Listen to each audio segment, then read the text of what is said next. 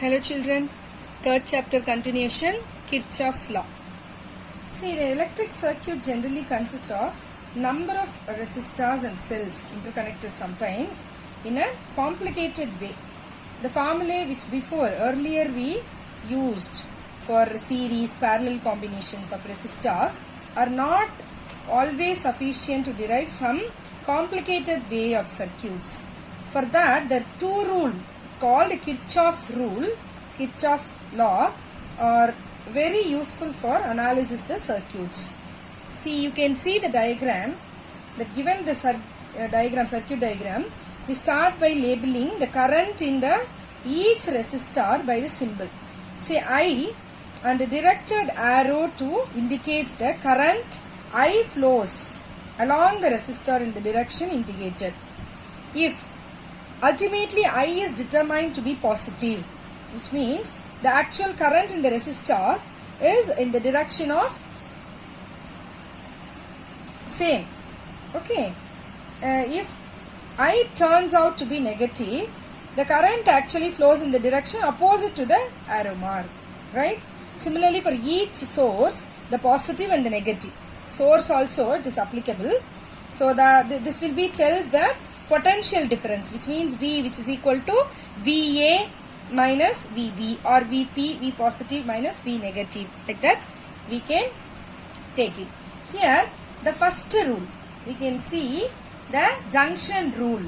The junction rule, which is nothing but the algebraic sum of current at any junction is 0. That is nothing but summation I, which is equal to 0. Or else we can say the sum of currents entering a junction is equal to the sum of currents leaving that circuit. Here we are seeing one circuit, a junction, that is here I1, I2 which is entering, I3 and I4 which is moving out, right, leaving from the junction. So from that the junction rule of Kirchhoff's law, first law, we can say I1 plus I2 minus I3 minus I4 which is equal to 0. So that we can say I1 plus I2 which is equal to I3 plus I4. This is called the first law, the junction rule.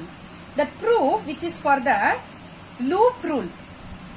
See, this is also for the fact when currents are steady, there is no accumulation of charges at any junction or at any point in a line. Thus the total current flowing in must equal to be the current flowing out. Right? Understand that? Kirchhoff's second law, or we can call it as loop rule. That is, the algebraic sum of changes in potential must be 0. That is summation of del V which is equal to 0, or we can say the algebraic sum of EMF in any loop of a circuit is equal to the sum of the products of current and resistance in it, which is nothing but the sum of summation of EMF which is equal to summation of I into R, which is nothing but the electric potential is dependent on the location of the point. Thus, starting with any point which we come back to the same point.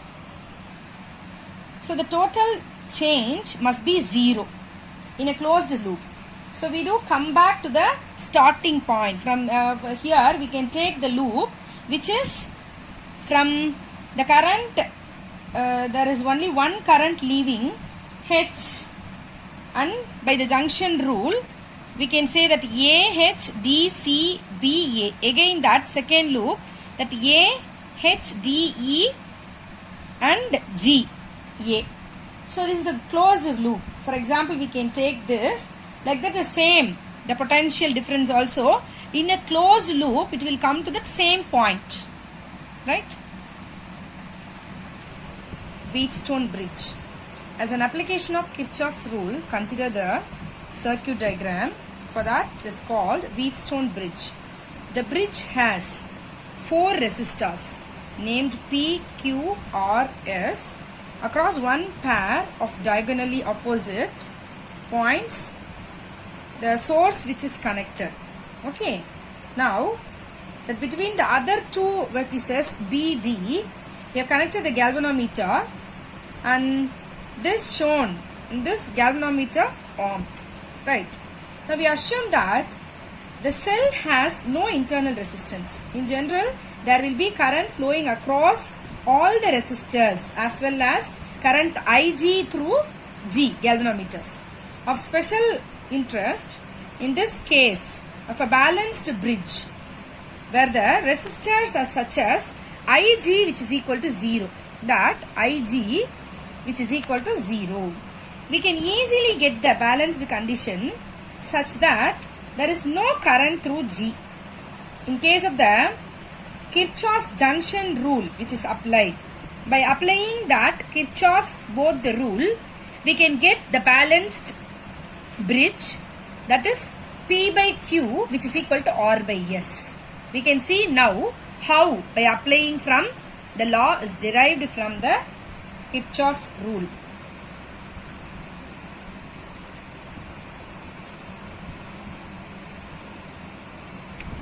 That is, the resistance are so adjusted that no current flows through the galvanometer, as we said. The bridge is then said to be balanced. That is called P by Q which is equal to R by S. See, from the current rule, first rule, we can see applying the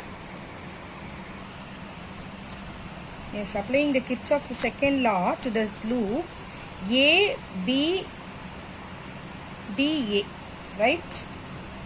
This A, B, D, A. In this, we have to take the I1 P plus IG G minus I2 R which is equal to 0, where G is the resistance of the galvanometer. Again applying the Kirchhoff's law, in that BC DB, in this, here this is from AB DA, in that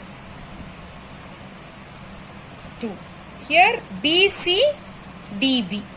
From this we can get I1 minus Ig from the second rule of Q minus I2 plus Ig into S minus G Ig. See the diagram. From that B C D B I1. See this I1, the current which is moves in this Ig also in this direction. So this is nothing but this side is I1 minus Ig. So I1 minus IgQ minus the opposite direction we have taken, so minus I2 plus IGS minus GIG which is equal to 0. Right. Now in the balanced condition of the bridge, Ig which is equal to 0. So from the above equation we can get I1P minus I2R which is equal to 0. Okay. Now I1P is equal to I2R and I1Q minus I2S which is equal to 0.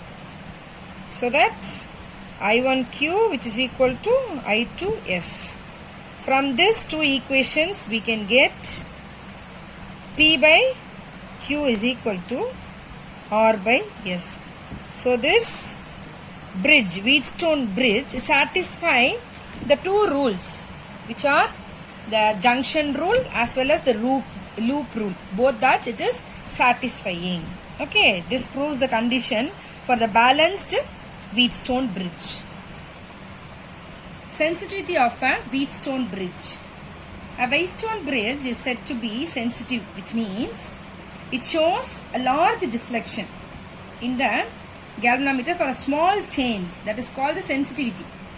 If suppose the small resistance which we can see through the galvanometer. So the sensitivity of the bridge depends on two factors. One, the bridge is most sensitive when all four resistance are in the same order. or else relative positions of battery in the galvanometer may be same in that. Meter bridge or slide wire bridge. This is one of the application of Wheatstone bridge. It is used to measure an unknown resistance. The 4 legs which we seen in that Wheatstone bridge. The same way the meter bridge, because why we are calling it as a meter bridge, this contains a 1 meter wire which is slide over the place. That's why this is called as a slide wire bridge or meter bridge. The principle of the meter bridge, Wheatstone bridge, it is based on the principle of Wheatstone bridge. When the bridge is balanced, the balanced condition we know that P by Q which is equal to R by S. The constructions. See, this is our circuit diagram. The measurement of unknown resistance by a meter bridge. So this is one of our practicals also. We have 3 different practical is there, experiment is there in our lab experiment. So this we can see this as well as in the theory also. They are asking in our board theory part, many times they asked in the theory part. Yes, now we can see the constructions. It consists of usually 1 meter long manganese wire of uniform cross section stretched along the meter scale fixed over a wooden board, and with its 2 end soldered to L-shaped thick copper strips. This we can call it as A and C, which is between these 2 copper strips another copper strip is fixed as shown. Provide 2 gaps AB and AB1. Okay, like this we can take it AB, AB1, right. Now a resistance box, the known resistance box is connected in this left gap, or else we can say the AB gap, and the unknown resistance S which is connected in the gap, in the right gap. A source of EMF is connected across AC, and a movable jockey and the galvanometer which are connected across the BD, which is in the circuit diagram. Now how it is working we can see. After taking out a suitable resistance R in the resistance box, the jockey is moving along the wire AC till there is no deflection in the galvanometer. It should be null deflection. Till that you have to touch, you should not slide it over. Right, you should touch all the points. Whenever you are getting that no deflection in the galvanometer, the bridge which is nothing but balanced condition. Right, if P and Q are the resistance of the part of AB and BC of the wire, then the balance condition what? We know that that is P by Q is equal to R by S as per our Wheatstone bridge condition. Now the total length of the wire which we have take it as AC, and we have taken AB is equal to L centimeter, BC is equal to 100 minus L, right. Now since the bridge wire is uniform of cross section, the resistance of wire we know that which is directly proportional to the length of the wire. So P by Q which is equal to resistance of AB by resistance of BC, which is equal to L by 100 minus L, right. We know that P by Q which is equal to R by S, so that L by 100 minus L which is equal to R by S. See the S which is unknown resistance we have taken here, which is equal to R into 100 minus L by L, knowing the L R, so that the unknown resistance S can be determined. Thank you children.